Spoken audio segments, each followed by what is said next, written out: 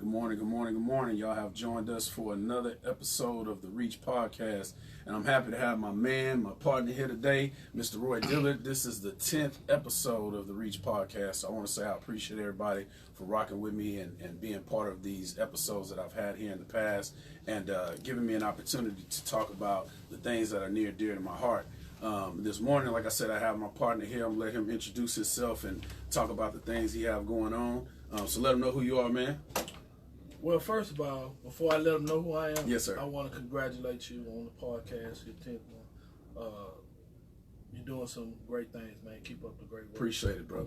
I had to get that out the way before I get started. Absolutely. Me, myself, I'm Roy Dillard. You can call me Mr. Life Jacket himself. It's about saving lives in the community, helping you, helping young people get to the next level in life. Absolutely. So I'm the founder of Life Jackets, the movement. Where we treat everybody, the way they're supposed to be treated. Absolutely. So with that being said, we mentor kids and things like that, in the community. Okay. And so my mind's somewhere else. Yeah. It's okay, man. I'm ready to get down into the deep of this Absolutely. conversation. Absolutely. So today we're going to do things a little bit different. Like I said, I have my man here with me, and he's no stranger to me or to you guys. So we're just gonna try to make it as natural as we possibly can, but get to the points that we want to cover. So today we're calling this episode Iron Sharpens Iron, because everything we're gonna talk about will be, for the betterment of you and myself and all the things that we're doing. And we're gonna talk about life jackets. We'll talk about you being a pastor, whatever you want to let people know in regards to your journey, because I know I'm a different platform, and you've said it time and time again, but it never hurts to keep talking about it. But it's a couple things that you've been a part of. So I want to talk, trying to remember all the things that we've been doing, man. So I know it's just kind of crazy. So at any point in time, this is our show. You know what I'm saying? So if there's anything that I'm forgetting, please help me out. But last Saturday, we got to, not just last Saturday, it goes back to all these meetings we done had. Shout out to the whole crew with the Sheila Jackson Lee Toys for Kids drive that we had last Saturday. That was an amazing event. Once it finally got going, she brought out the whole city. Man. Out the whole city. Guess what, man? People were calling me this morning about that. Come on, man. Yeah, because I've been telling them that I've been working with the committee and stuff like that about the function. Man, people been calling. Wow. We'll get into that wow. later. But I mean, I don't even know how many kids were there. I mean, they were bombarding us with just the entry and the exit and the toy giveaway and, asking questions. But just to paint the picture, it was at the George R. Brown Center last Saturday. We got there at like 6:30 in the morning, 7 o'clock. The show wasn't starting until about 8:30, 9 o'clock. Shout out to Julian. Actually, I'm not even gonna try to start naming names. I just can't. It's too many names and names. But everybody that was on the planning committee, everybody that was on the board. Yeah, shout out to them. Yeah, and most importantly, Congresswoman Sheila Jackson Lee. We appreciate you for allowing us to be part of that. But yeah, that was a great event. And then say 15,000 people. Yeah.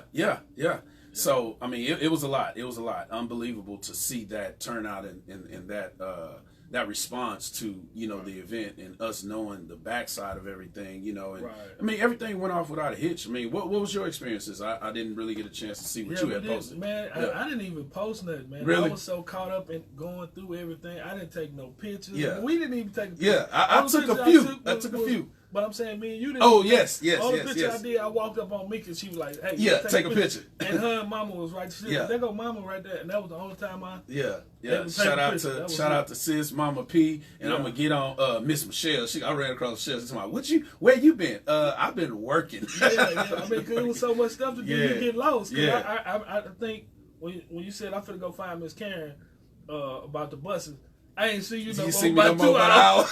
Hour and a half. Yes, absolutely. I mean, because when I left, you told me we were outside, right? Yeah. I came in. I had to get back with the people in the line. Then I went inside to find something, got stuck in there. It was just everywhere you went, it was something to do. So and they was pulling you from this way, that way, absolutely. Way, that way. But it was a great time. For everybody that got a chance to enjoy it and actually see the involvement of what was going on. I mean, I know y'all had a good time. So, just again, shout out to all those people, man, because it was a real good time.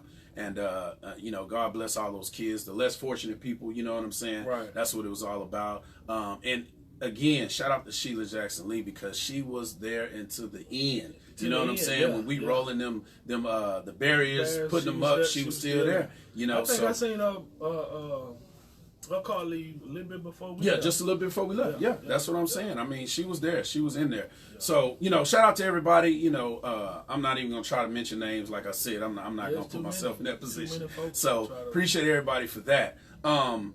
And then moving forward, man, I know you know about it with shout out to Miss Karen, CEO, founder of the World Youth Foundation. Yes.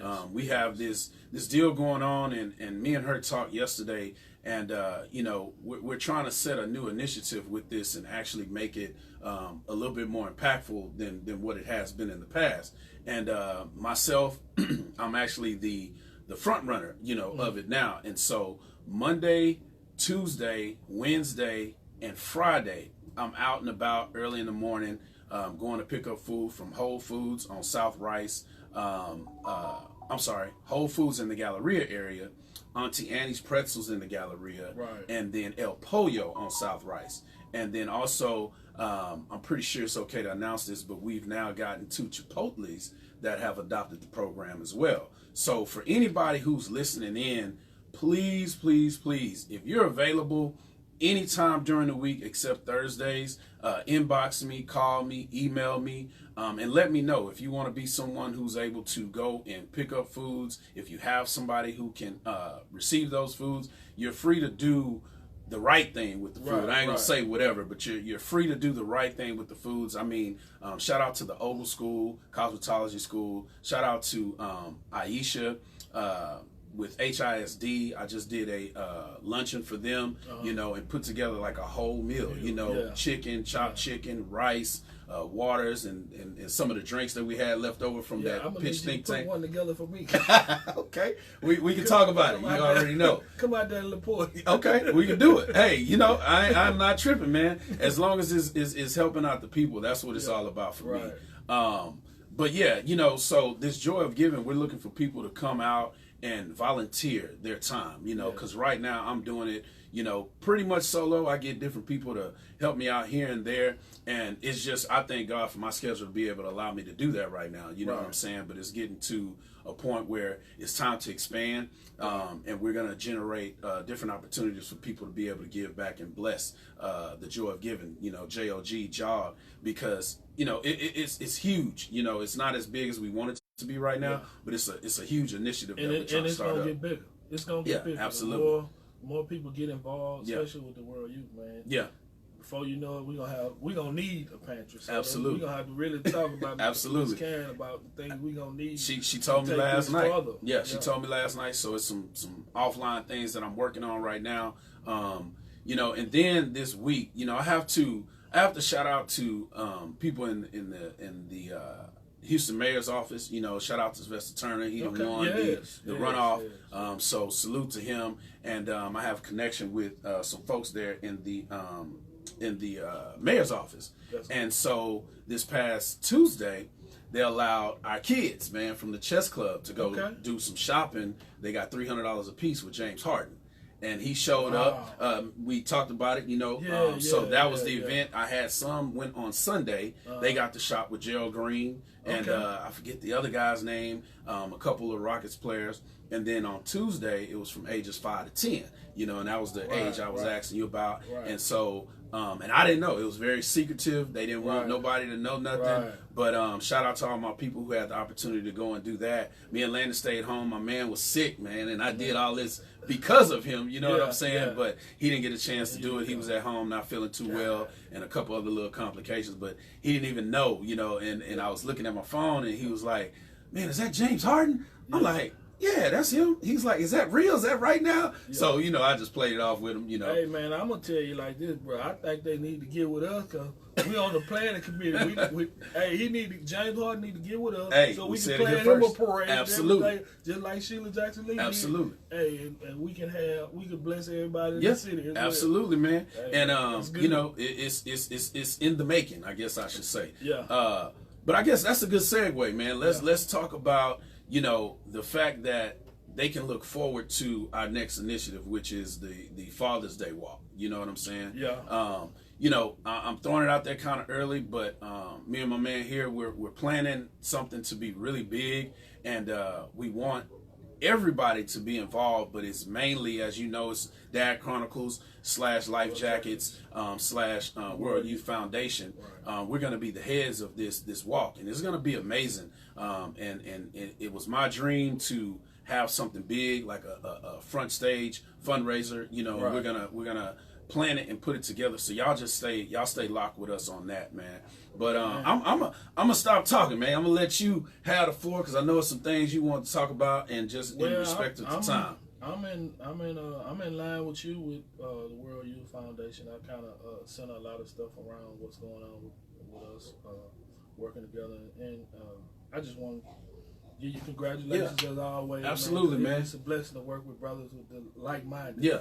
One of the things that bothers me in this industry is that you don't find genuine people that's like-minded. Right. You know what I'm saying? And it's hard on other brothers starting up and in this industry when you don't have the help from sincere people. Yeah. People will sell you a dream. Absolutely. You know what I'm saying? Absolutely. That's just what it was, a dream, and it's gone. Yeah. You know what I'm saying? They ain't done nothing with it. But in our cases, we had dreams and visions, and that's what we started doing. Right. And when you start walking that walk, it's amazing. Yeah. But you do run through some, you run into the hiccups and you run into the road bumps where people are not being genuine and doing the things that they say they was going to do. Absolutely. And so it kind of hurt the business, but you got to push through that. Right. So I appreciate you for being genuine because anytime I call you there, I try to call. Anytime you call, I try to be there. Absolutely. And it's just a blessing to do that. Let me throw something out real quick. So again, today is a little bit different. If you're just tuning in, I got my man Roy Dillard here, Mr. Life Jackets. You know who I am, LeVar Ellis, Mr. Dad Chronicles. But today we've opened the floor. I got my phone here. If anybody wants to call in, please dial 832-303-4788. Again, that number is 832-303-4788. And today the topic is about iron sharpening iron, and like I said, we're going to cover a few topics. So I just wanted to get that out there right now. So I apologize for that. Go ahead, brother. So no, you fine. My next couple of events that I have going on, man, is YIP. So I want to tell everybody about YIP 365 with the World Youth Foundation and Life Jackets and Dad Chronicles as well. January the 11th, from 10 to 1. We'll be doing a boys to men type setting where we'll be doing some real talk. Okay. We'll be telling the story, which is my story, of from prison to a successful businessman. Okay. The road to success. We'll be doing a vision board. Okay. Where you'll put together your vision board and understand what it's going to take for you to get from one level to the next level. Yeah. And so we'll just be trying to sharpen some kids, which leads into this story right here. But just sharpen the girl? Yeah. Okay. The girl. Do me a favor, if you don't mind, in length or in short, because again, this is your first time on my show. Yeah. So for our platform and our audience, tell them a little bit, whatever you want to tell them about your story, from the prison to where you are now, that type of deal. My story is basically in a short term. Yeah. I served 13 years in prison. I got out with the initiative to be a better person. I changed my life while I was in prison. I installed some things in me. I rebooted myself to be a better person to deal with the issues that I was going to face out here in today's society. You took it serious then. Oh, yeah. It had to be because it was life-threatening, man. Right. And that's one of the things about real talk, being able to sit down and talk with some kids about real things, real issues, because we face them same issues. Yeah. And just like this young lady, you're going to see where we then had some of these things in common and really didn't pay attention to it. But, yeah, I began to want more in life. I began to see things, doors began to open when I started trusting what I was believing in and everything else. Now, is this still in prison or is this out Both, of prison? Both. Okay. You know, the biggest thing that changed me in prison was when I got there, I was like, this got to be retarded, man. There's no way I'm letting crackheads and criminal-minded people think for me. I can't be in this cage like this. Right. What do I have to do to get out this cage? Right. And I wasn't physically getting out, but I had to put my mind out mentally.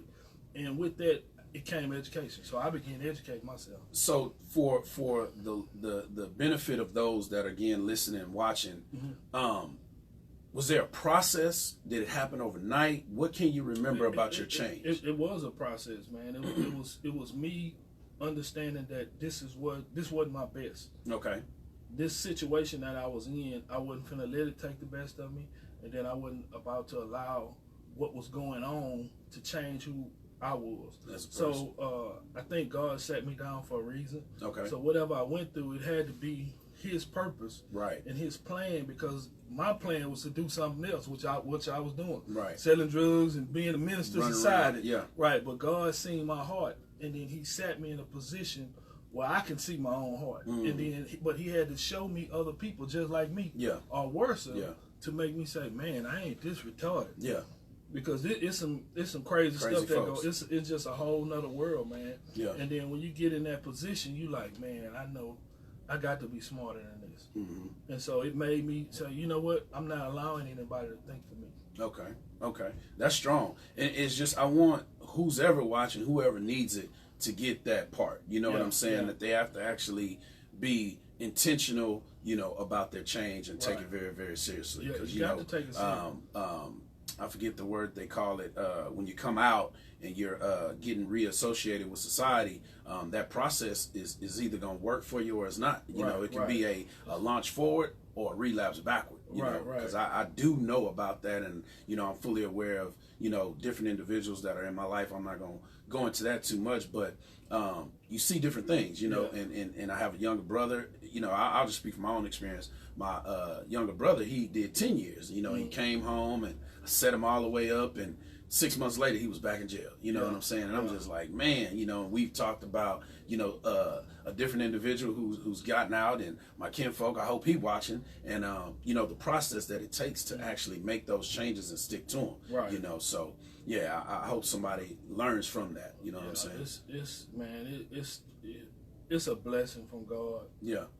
I don't take it lightly, and I don't take it for granted that He spared my life to be where I am now. Right.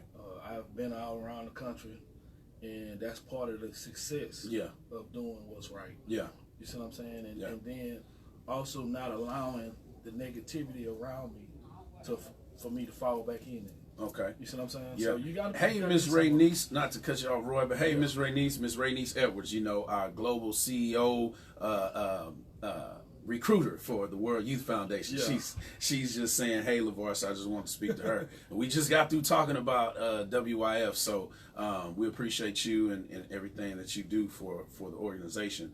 But yeah, man, that's strong. And the other thing I wanted to talk about too, I'm not sure if you're aware of this, but SGIA, which is Social Good in Society, or Social Good in Acts, is the organization that was helping us out. The ladies at the Continental Societies, and then man, I'm drawing a blank. I can't remember the young Miss Erica. She was at the gift wrapping table, and then they had a booth on the other side of the George R. Brown. But they're doing home visits this weekend, so I'm not sure if you're available on Saturday.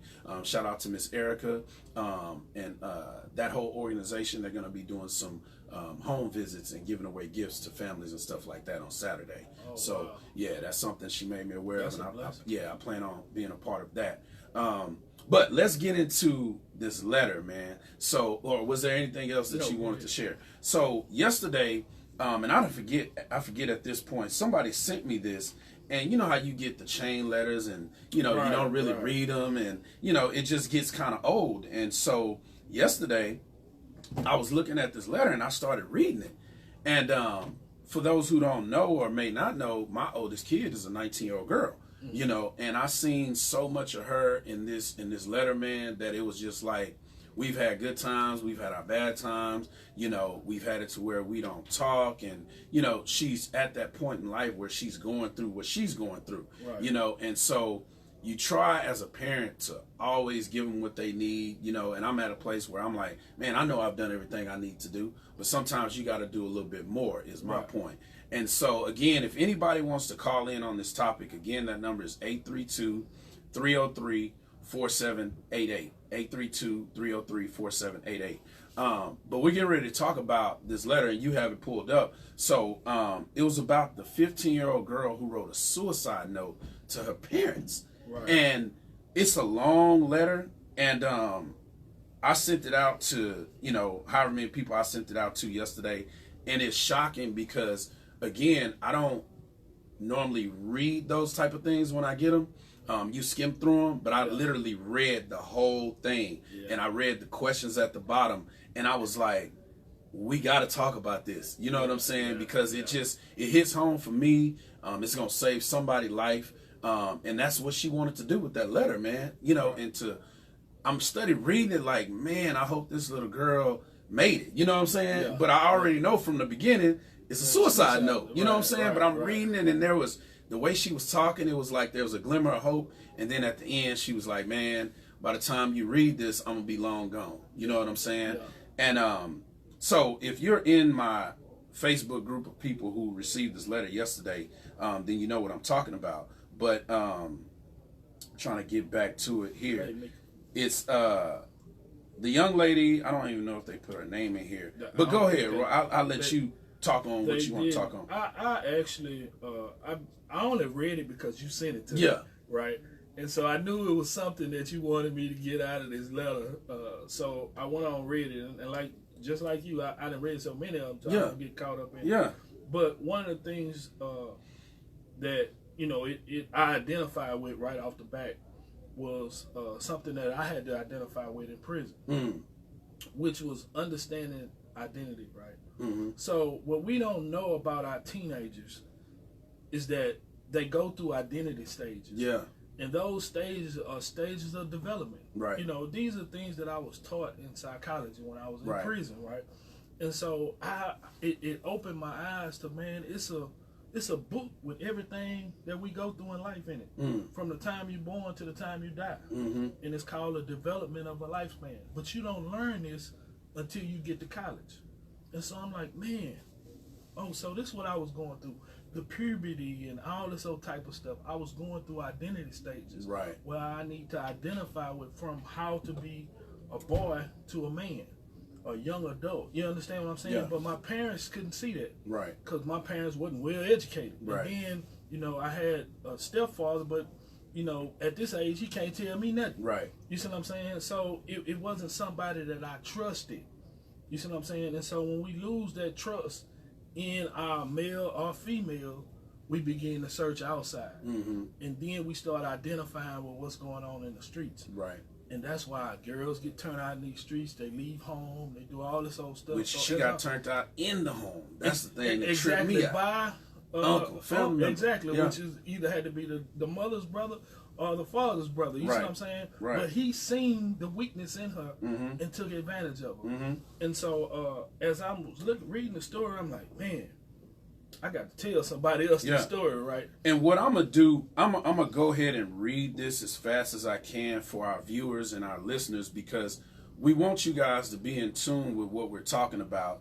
And again, this is my man, Roy Dillard, founder of Life Jackets. I am LeVar Ellis, founder of Dad Chronicles. And today we're talking about Iron Sharpens Iron. And we've covered a few topics, but the thing that really hit me, again, because my oldest kid is a girl, and with all this Me Too and all this abduction that's going on, man, it's time for us parents to pay a little closer attention to not only yourselves, but your kids and the things that they're going through. But it says, suicide notes by a 15-year-old girl, lessons for all families. Dear Mom, it's with a heavy heart that I write you this note, knowing the amount of pain it's going to cause you. Mom, I want you to know that I love you dearly and will forever love you.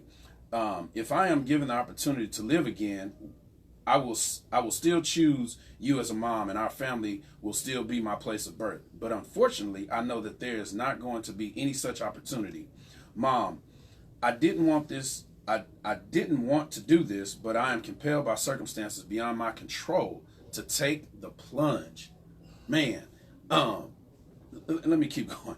To take the plunge.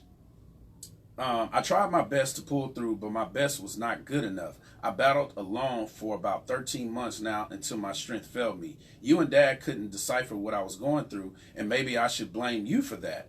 My one and only brother came very close to understanding what I was passing through, but it was too much for his young mind to comprehend. Right. Mom, I didn't know that you and Dad loved. I know that you and Dad loved me and did everything you could to prove that to me, but I was not feeling love. Parents, man, you got to do more than giving and more than just providing certain things. You got to really get down into it. You provided for me more than I even wanted. Took me to places that most of my mates have not even heard of. Yet despite all these, my heart was longing for love. I needed someone who loved me for who I was. I needed someone who could reach the depth of my soul and fill the vacuum there. The material provisions, and then, man, I'm really hoping on the cool, because I'm reading this again, and it's supposed to be a 15-year-old girl, right? And I'm looking at the words and the choice of words, and I'm really hoping this is based on a true story. You know what I'm saying? Or parts of a true story. But anyway, the material possessions you spoiled me with could not do that. And I was alone all the while, despite the fact that we laughed together and had the gist of a family, the gist as a family. Then came the last straw that broke the camel's back. She's writing to Mom. So here's where she says, your brother, Uncle Tony, who came to live with us, made me believe that he knew exactly what my soul was longing for: companionship. He chose to stay with me when you and Dad were too busy to notice my loneliness. He tried to keep me company when I needed someone to talk to, but had only gadgets and teddy bears as my company. I was fooled to trust him, and he acted to my foolishness, and he did it perfectly and deeply. Mom, your brother raped me and used me as a sex toy for 3 whole years. I expected you or Dad to notice, but none of you did. When he left our house last year, I was shattered because I have grown to fill the void of your presence with his dirty deeds. I couldn't complain because I was afraid to lose him, but when he eventually left for Canada, the magnitude of the emptiness in me became too heavy for me to carry. I struggled to forget those experiences, but could not. My grades dropped in school, and you and Dad quickly arranged for a home lesson teacher. Mom, that singular act, instead of helping me, fueled what is about to happen to me a few minutes from now. The home lesson teacher you brought so much reminded me of Uncle Tony on several occasions. I felt like grabbing him and making him to fill the gap that Tony's absence created in me. Mom, I had to do this because I was lonely. Did you ever imagine what I was going through in my room all the time I stayed there alone? Couldn't you, for once, have gone out of your way to just spend time with me so that we could talk? There are many things that I have looked to tell you, but don't want to add to your pain. So don't let those other torments be buried with this undignified body of mine. Please make sure my brother David doesn't get to the point where I am now. Also, tell your friends and colleagues who have children to find out what is going on with their beloved kids before it gets too late. Many of the things parents do in the name of showing love are not what we, the younger ones, need. Right. I will have been gone long hours before you will get to read this note. But one cheering thing is that David, my little brother, is there with you. Transfer the love you have for me to him. My bank details and passwords to my phones and laptops are all in a piece of paper I dropped in the drawer of your dresser table. I miss you. It pains me deeply to empty the content of this bottle in my hand into my mouth, but I'm constrained to do it all the same. Tell Dad and David I love them. Tell our pastor that I miss him, his sermons, and long prayers. Tell my friends not to envy me. Goodbye, Mom. That was a suicide note of a 15-year-old from her mother before. Suicide note of a 15-year-old girl dropped for her mother before taking her life. You have someone's life if you pass. You may have someone's life if you pass this story to all the contacts in your phone. If you want to get this story to share it, just inbox me. You know, inbox Roy. We'll gladly send it to you so you can share it to people. But after that, it's a few questions that they ask. Number one, parents, do you find yourself to be too busy and tired to be in the present moment of your children? Are you more invested in your job and house duties than spending time with your kids? 2, let your kids know how they are loved, who they are, and that you are always there to support them. 3, for the past few weeks, the social media has been awash with so many suicide stories on the pages of the media. For many more may still come. Number 4, be supportive parents and actively listen without judgment and seeking to understand their concerns and challenges. Being a supportive parent means having your child's best interests at heart and also being present and involved and helpful. 5, treat your child fairly and develop a trusting relationship. 6, always acknowledge your child's achievements and supporting them through mistakes and challenges. Number 7, parents, let's always be there for our children in the way that we would have wanted our parents to be there for us. Parents love, family concern, family bonding, family united with Christ. So I just appreciate y'all listening to that letter, man. Again, if you want to call in, you have anything to say on that, please dial in 832-303-4788. 832-303-4788. But man, go ahead. That's just a lot for me to comprehend. I had a conversation with a young lady about, her and her bonding with her daughter. Even though her daughter is not going down this road, right? Mm-hmm. We still need to be able to identify the needs of our children, right? Right. In trying to identify the needs with the children, we go through these stages. And so understanding that, I'm going to kind of break it down like this.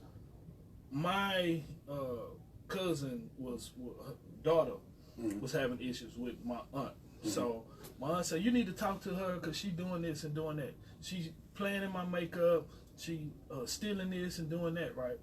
And I'm like, wait a minute, Amy. Let's look at it from a different angle. Did you do the same thing when you was young? Right. She like, yeah. I said, well, she really just trying to identify with how to be a woman. Right. She's 10, 11 years old. She's seeing this stuff on TV. She's seeing women and girls and stuff on TV, and she's trying to identify with that. If we can help her identify with that and give her the information where she can make better judgment, then guess what? You wouldn't be saying she's stealing this or you can understand, say, yeah, I understand, baby. But I had to show them how to address this from a different angle. Yeah. Versus just, oh, I'm going to whoop your butt, I'm going to do this, because that's the way we were raised. Right. The first thing our parents wanted to do was, you did something wrong, and never explain to us why. And it goes on to say the same thing with boys and girls trying to identify it. So guess what we do? Ask a bunch of questions. Right. So they're asking you all these questions. You don't question me. I'm the adult here. But they're just trying to understand so that they can be able to make the sound judgment when the time comes. If you don't give them something to make the sound judgment, guess what? They just go okay, whatever peer pressure, whatever's on their back, that's what they go with. Right. Well, I guess I'll just do this. Next thing you know, I'm riding in a car with somebody else that stole a car, and I'm going to jail because he picked me up. Yeah. I couldn't make sound judgment. Yeah. Why? Because when I was trying to ask you about this, hey, should I ride with such and such? When his mom be letting him use the car, and you get in the car, you don't see no keys. You're like, wait a minute. How your mom let you use the car, but you ain't got no keys? Yeah. You know what I'm saying? This is sound judgment. Yeah. But if you would have talked to me about this and say, hey, man, you got to pay attention to some things. There are other people out here going to do some stuff. You don't want to put yourself in a bad situation. Right. That's a bad situation. Yeah. Next thing, when we on a high-speed chase, he'd hit somebody, killed him, and bam, we going to jail. I'm going to jail, and I'm like, man, I was just trying to get home, man. And it reminds me, shout out to my mom. Hey, Mom, I see you just got on not too long ago. She says this is such a sad situation. God bless our children and encamp them with his angelic protection. And you're absolutely right. I want to go back also and read from our sister Kathy Tatum. She made 2 comments. She says, yes, this letter is detailed on how her family didn't see her pain, even though the family did everything they thought was correct to make her feel loved.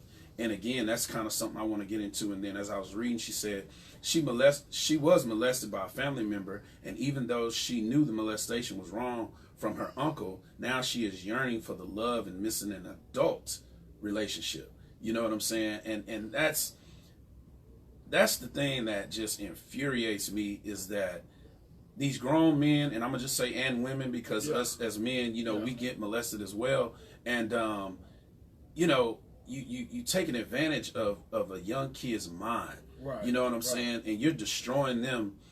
I won't say destroying them, because you can always bounce back. You know, and that's another thing from this show, is I always want to give hope. We address the real, but the hope is that you can always bounce back. You know, but just speaking more in real time right now, it's you're destroying a youngster's opportunity to grow up normal. You know what I'm saying? And what is normal? You know, what is standard? You know what I'm saying? It's to be loved by everybody that comes in contact with you. Right. You know what I'm saying? And if you have a father, you have your mother, or you only have one or the other, you expect them to be your everything. You know what I'm saying? Right. And you expect them to encamp you and surround you and put you in the places, like you're saying, talking to them, telling them what to do. And that's why I was going back to with my mother. To this day, man, I'm 42 years old now. My mom, she gets on my nerves sometimes, and she know it, but I don't care. I'm going to say it. I'm going to say what I got to say. It's always, you're guilty by association. You know what I'm saying? You make the wrong decision, then you're going to be in the wrong situation. And so those are the moments that start well beyond us becoming teenagers and adults. And, you know, that's why they call it the book you're talking about, just the process of growing up. It's just crazy to think that people are doing this, man. It's just, go ahead. Let me throw something at you right quick. Because you said guilty by association. And, you know, that's what the public eye see. We guilty by association. Right. But I go back to the time being in prison, right? And I'm around all prisoners. So we all guilty by association, right? But I refuse to look at myself like that. I refuse to look at myself like I'm guilty right along with all the rest, everybody else in there. So I had to think outside of prison. Because if I had not, I'd only be consumed by what's going on right here in prison. Yeah, but see, what I'm talking about with my mom, with that statement, was when I was young. Before I get to prison, you know what I'm saying? So to keep us from having to go through that, but you're saying what I'm saying too, in regards to you got to change your mind. Exactly, you got to change your mind to be able to see things. Because another thing, it comes out upon us when it comes to relationships. Because I had friends that cheated, and man, just because I was associated with them, guess what they would say? You're a cheater too. And I'm like, no, that's not what I'm doing. Just because he want to choose to do that, or they want to choose, they ain't got nothing to do with me. Right. I need one this, I need one that, I need what I need. So I would always challenge what we would say about certain issues when it comes to guilty by association. Right? Because the innocent person sometimes get trapped in it. Right. You know, like I was making a story of the guy riding, next thing you know, it turned into a stolen car and all this old type of stuff. Just one joyride. He was really innocent. But he couldn't see the sign of hustle. He couldn't. What I tell people, especially young people, is, hey man, these streets will eat you up. Right. You know, don't run out there and want to be so fast and run to the streets. Right. Because if you ain't street knowledge, you don't have any street knowledge, they're gonna run over you. And so that's what can't you end up doing. Exactly. You can't be green. You can't be square as a pool table, or they gonna chalk you up. And so that's exactly what happened. So our children, minds haven't developed yet, and so here it is. You have an adult come along and see that, he take advantage of it. In the worst way, because this is your uncle. Absolutely. You see what I'm saying? Absolutely. Which also goes into her loneliness, her feeling love, and she was a young girl that wanted all those things, and her father couldn't pick up on it. Right. You see what I'm saying? And so, you know, it just creates a habit for the young person, because her mind ain't ready to develop all the things that's about to happen. Because once you have it one time, once you go into sex one time, Man, it's changed on. your mind. It's on, yo. You know how we say it's crazy, whoop, man. She would whoop after that. And so, and she said it in the letter. Everything is gone. Yeah. You know what I'm saying? The innocence is no longer. Right. So just out of respect for time, you have the story up.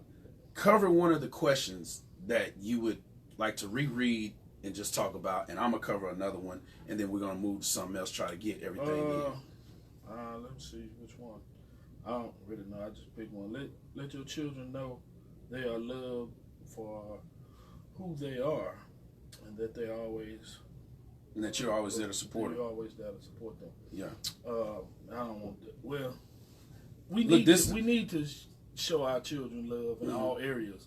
But love also comes with educating them to love, because there's different forms of love. Right. You know what I'm saying? You have an unconditional love, and then you have a love that everybody say, well, I love you.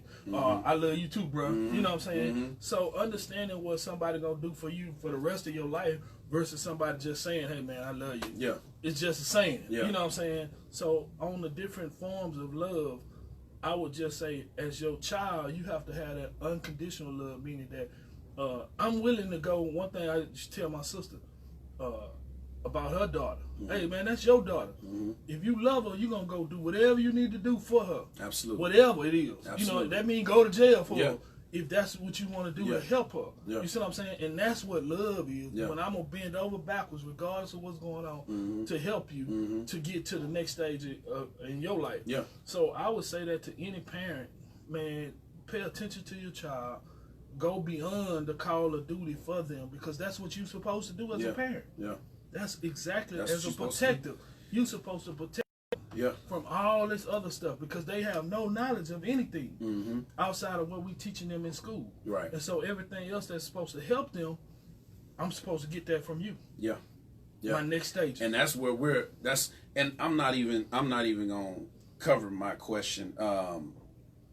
You know, it just says, treat your child fairly and develop a trusting relationship, which is what we're already talking about.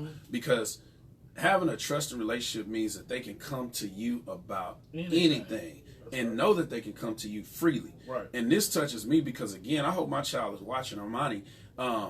There's a strain or there's a pull, you know, or whatever the case may be. And all we do as parents sometimes is say, man, I know what I did. I know I done everything and this, that, and the other. But when we talk. You know what I'm saying? Yeah. But it's still a strain to me, and she's going to figure it out, but I don't want it to end up in a letter like this. You know what I'm saying? My son, he knows what it's about, and he's a little bit younger. You see what I'm saying? And I try to tell my kid, you're leading the pack. You know, all your siblings are looking up to you. Right. They're going to act and respond according to how you are, or there's going to be this distance that's developed. But y'all grew up close. Yeah. So I need you to set the tone. You see what I'm saying? Right. And so one of the things I've always done is, you were saying that, right? So I tell her all the time, man, get in trouble about something different. Yeah. I will go to bat for you every single day if you're smart enough to figure out to get in trouble for something different. Not the same thing every day. You see what I'm saying? Yeah. So, you know, that was one of the things I used to tell her and try to preach to her, and even my other kids, is that I'm here for you. You see what I'm saying? When your kids know you're there for them, when they get a little older, they're going to go about their way. They're going to stray sometimes. Some people may have that experience. Some people may not. But it's not a good feeling to wonder what's going on. Right. So, and we're speaking on the surface. So I get and understand that people have their different experiences. But it's all about the things that you instill in them, you know, so that you know that they can always go back to it. You see what I'm saying? And she's called me in the heat of the moment and was like, Dad, just come talk to me. And guess what? I'm right there. You know what I'm saying? Yeah. So it's those times and it's those moments that when there's nothing else left to do, you know you can call me, because we all have it in us to try to figure our own things out. You see what I'm saying? And so, you know, you want to make it to where your kids can come to you, you're an open book, without having to go through all these different angles. And I tell her, it's the long road. You see what I'm saying? Yeah. That long road, why travel it? You know, because we all want to learn things ourselves. We always want to, people say you got to bump your head to learn. That's not true. Why not be smart enough to take somebody's advice and roll with it? That's why we do the critical thinking with the chess club. You know what I'm saying? I want to speak on that. I see you got something to say. Go ahead. Watch this right here. and just talking about suicide because that's what we're talking about, right? What I found out with suicide, if you don't have the people that commit suicide don't have the knowledge to deal with whatever situation it is. So they commit suicide. They think that's the only way out. The only way out, yeah. You see what I'm saying? And so, she said, I had to do this. No, exactly. you didn't. Right. Yeah. Because they can't deal with it. Mm-hmm. And so you want other people to help you, but you want them to just immediately help you without recognizing what's going on. And some people can't recognize the situation. So her parents didn't recognize what was going on. Why? Maybe because they wasn't just there all the time. Right. And that's how he took advantage of it. Right. You see what I'm saying? Instead of saying, hey, man, let's go. What you need to do? Get in the car. Let's ride. Let's talk. Let's talk. What I'm saying?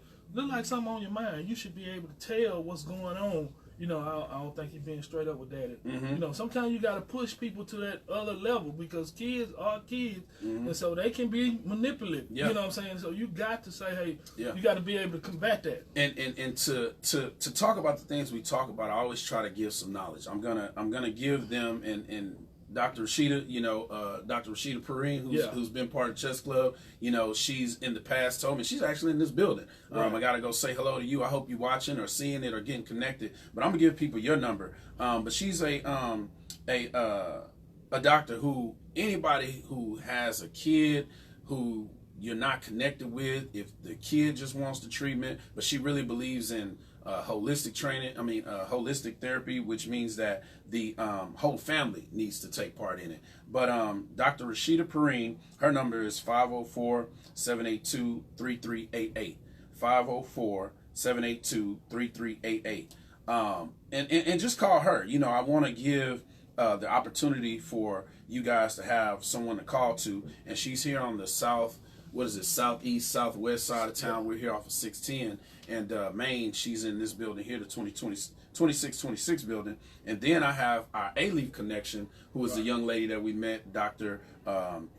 Clinical therapist, Miss Brittany Dotson. And her number is 713-922-4313. Again, that number is 713-922-4313. And just tell either one of them that you were connected with them by Life Jackets and LeVar Ellis of Dad Chronicles, and they'll be glad to help you out. This show wasn't supposed to go this way today, man, but when I read that letter, brother, I was just like, man, it just kind of floored me. I don't know what it was about that particular one, but it was just a lot for me, man. And I hope this has helped somebody. I know the show is short, so Roy, I know you had a couple other things you wanted to get into in regards to what you had going on, if you can remember, because I know, or if you had something else to talk about. The one thing was that, we're doing year 365 in January. I will be hosting it and as your host speaker for that day. So it's open to boys, right, ages 10 to I think 21. Okay. The year, and it's gonna be free to the public to come and hear and talk over real issues. Okay. Real talk from boys to men, helping them look at some things different, helping them to see life different. So if you have a child that are in need of some type of guidance or some type of let's say just need somebody, a man to talk to, you know what I'm saying? Because I'm gonna open the floor where they can ask questions and things like that. And so hopefully you'll be there as well to help me with some of the questions, man. Absolutely. But I intend on answering every question because every question needs to be answered. And what is the time frame again? It's going to be from 10 to 1. 10 to 1. 10 to 1, and it's going to be at Justin Robinson's. Justin Robinson's, okay. And that's right there by the Houston Zoo on the corner of Alameda and I forget the name of that street, but, Justin Robinson, Houston Public Library. And you can inbox us or email us or whatever the case may be, and we'll post and make flyers and stuff, as the time draws closer. But definitely, man. And so the last thing I guess would be we're on break from the chess club, and man, you shook my hand. I gotta shout out to you. My man has been with me since day one. Missed a couple, but that's due to you preaching. Let's talk a little bit about that real quick. Let's give your church some shout out. Mount Gilead Missionary Baptist Church, man. They're my people over there, man. That's my family away from family. Yeah. It's just an honor, man, to be under Pastor Anthony Wayne Ford. be ordained minister. You know what I'm saying? I never seen it coming, man. Right. I really never seen it coming. I didn't even think about it. You know, when I was young, going to church with my grandmother all the time, I was always packing her Bible. Yeah. And they would always say, "Oh, you must be got a little preacher there." You know? Right. And so I never thought that it was happening. So it was amazing, man, just to see my mom see me at that stage. Right. All the stuff that I've been through and all the things that she's seen, and to see me at that level, man, was amazing. That's what's up, man. That's what's up. I'm trying to include everything. I'm looking at what my mom said. Mama Peter said something. My mom says, let's see. Mama Peter said a couple things. So Mama Peter says, so sad. What's so sad is we are just so busy watching people outside, and it's people that we trust is not trustworthy. Right. Man. Then my mom says, yes, sir. And we must communicate and listen to what they have to say. Then again, Mama P, she just said, and for those who don't know, my mom is Linda Montgomery. Mama P is Jamaica's, Mika's mom, Mika Diamond's mom. Some people say I am too involved in my grandkids' life. My question is, what's too much? But I don't buy everything, but I am at every event. I am making memories. That's the key. It's never too much. Yeah. Making memories. Man, I got that from my mom. My mom's nickname, in short, is Miss Kodak. Miss Kodak. Because she got to take a picture of everything. So, I fall not too far from behind her. But mom said, I don't buy everything, but I'm at every event. I'm about making memories, whether it's planned or a surprise. No doors locked at my house. I know my house is what she put. Yeah. Children need us, not things. I even represent being grandmother for other kids. They love to look in the audience and see a smiling face. They light up. That is absolutely correct. And here's the thing that kills me. But I talked to my son this morning. Right now at 11, they were having their end of the school year party. You know what I'm saying? And, just a little short announcement I like to make is, it's not been publicized. I've been starting this thing that I'm doing, Dad Chronicles, for a number of different reasons.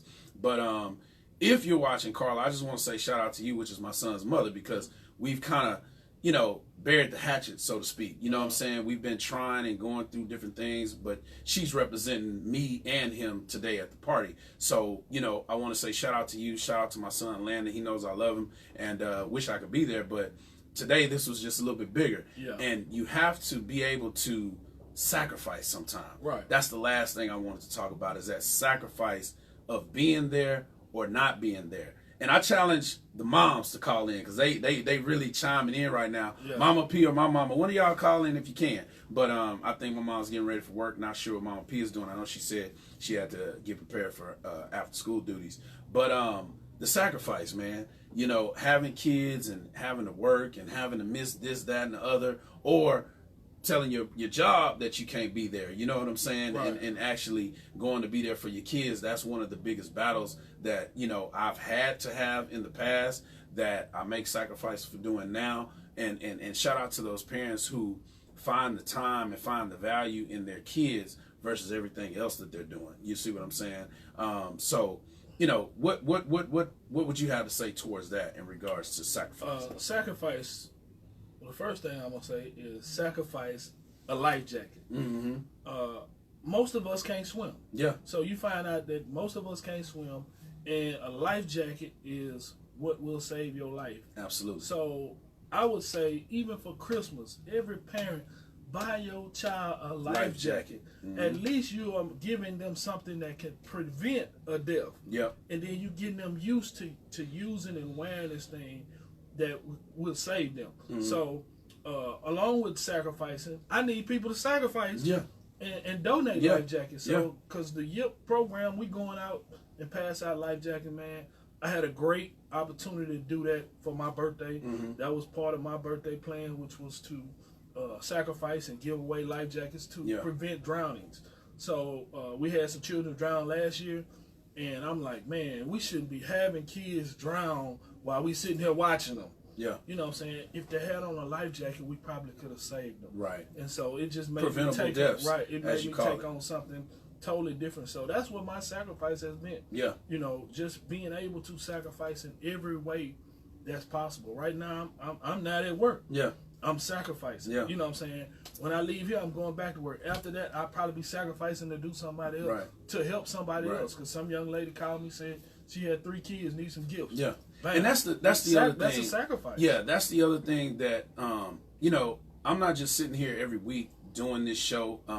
You know, me and Roy have been talking forever now. Yeah. And we talked yesterday about doing the show, and I was like, let me get back with you because we working and I'm trying to touch other people, you know what I'm saying? Because I'm trying to use this as a platform. But I just want you to know, man, God worked this out for us to talk about this. Exactly. Because after we got off the phone, I didn't even get to trying to work on my show. But somewhere in the back of my mind, I knew something was going to happen. You see what I'm saying? And then it wasn't until later when I called you, and you was like, man, no, I can't meet today.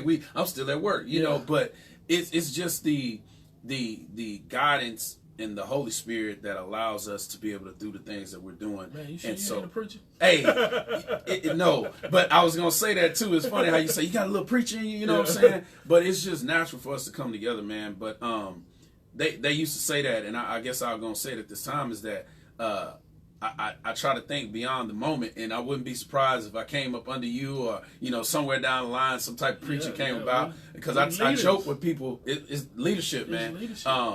But, you know, it's just, man, this letter touched me in a whole different way. So I hope you guys have been able to get something from this. You know, is there any last remarks you want to make? Oh, what I do want to say, I apologize, is that please support Life Jackets. Please support Dad Chronicles. And then with the giving away of the Life Jackets, it's not just to be doing something. It's actually to prevent a death. Right. It's the type of item that you have in the garage or in the attic, and you get ready to go, and you're like, oh, you know what? Let me grab this Life Jacket. They'll say I don't need it. Or say they don't need it, but they have it. You know what I'm saying? But the act of actually giving back and being a volunteer or sacrificing your time, it's not for everybody. Yeah. You know, it's really not. It's not for everybody. It should be for everybody. Right. But you have to be willing to do these things from your heart. You know, I made a post the other day that just do what you're going to do from the heart, man, and let God take care of the rest. Yeah. You know what I'm saying? Because,